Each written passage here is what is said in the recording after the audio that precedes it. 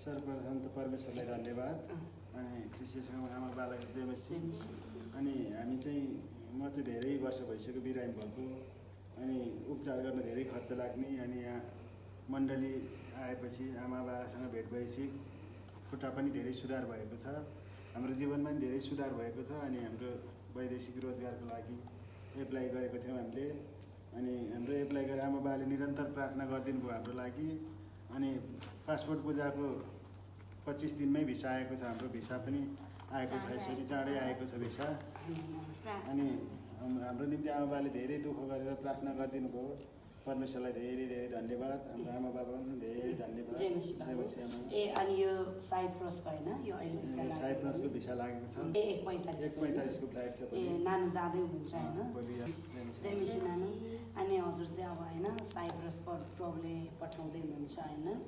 अनि यो विषयमा चाहिँ जिएसटिभी नेपालमा तपाईँले कति प्रार्थनाहरू विषय राख्नु भएको थियो, कति महिना कति वर्ष भएको थियो, के भएको थियो? सो मेरो श्रीमान चाहिँ के धेरै वर्ष भयो मेरो श्रीमानको बिमार चाहिँ।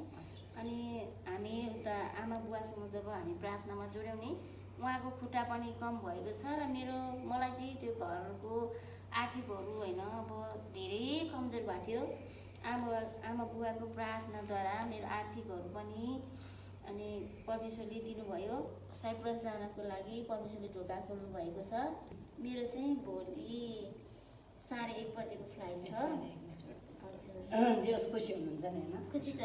ए आमेन आमेन। आमा बुवालाई हृदयदेखि नै धेरै धेरै धन्यवाद। र जिजस टिभी नेपाललाई नै धेरै धेरै धन्यवाद। ए हुन्छ हुन्छ, खुसी हुनुहुन्छ नि त?